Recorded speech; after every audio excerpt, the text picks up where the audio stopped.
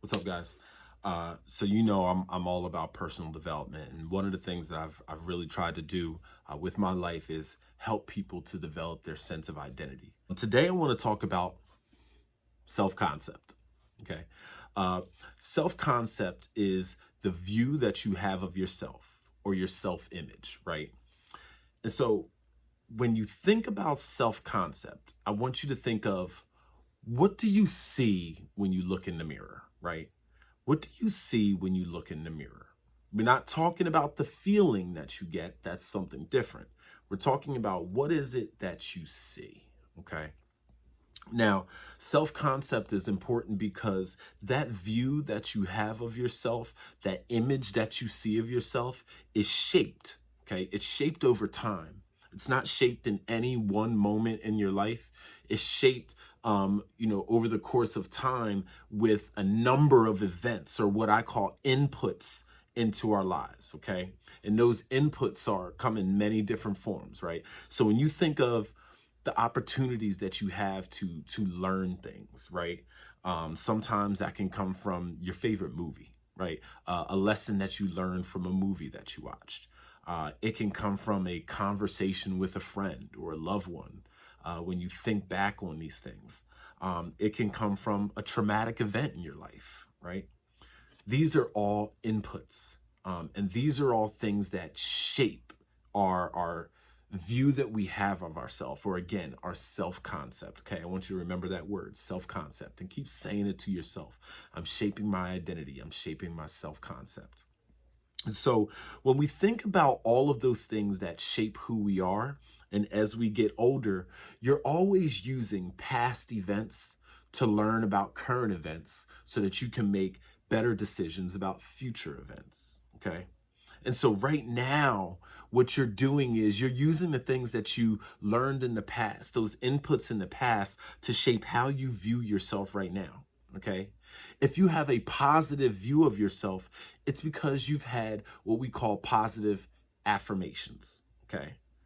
Affirmations are things that come to you that reinforce what you already believe about yourself. Okay. It's not inputting new things, it's reinforcing things that you already believe. That's what we call an affirmation or to affirm yourself.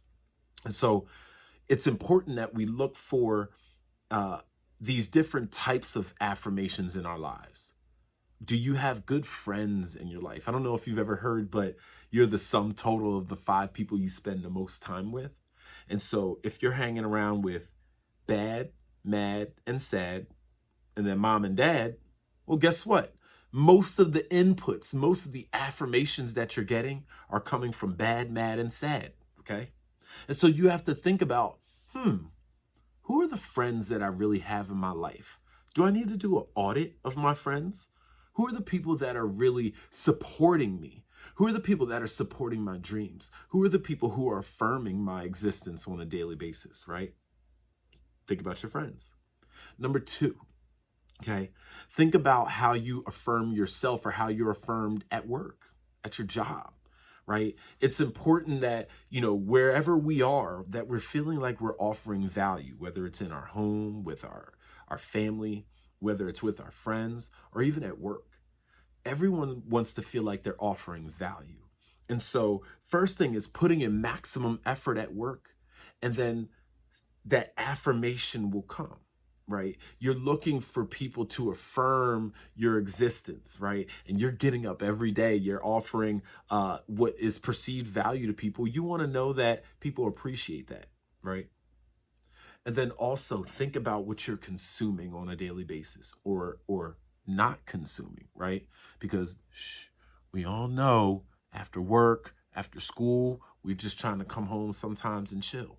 We might not be consuming positive things that reinforce. We might not be consuming things that are going to help us intellectually, that are going to help us to grow in the ways that we want, right?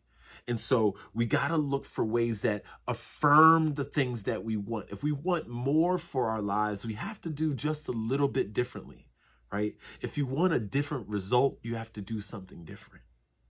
And so when we talk about looking for ways to increase our self-concept or the image that we have of ourselves, we're looking for controlling our affirmations or the inputs, right?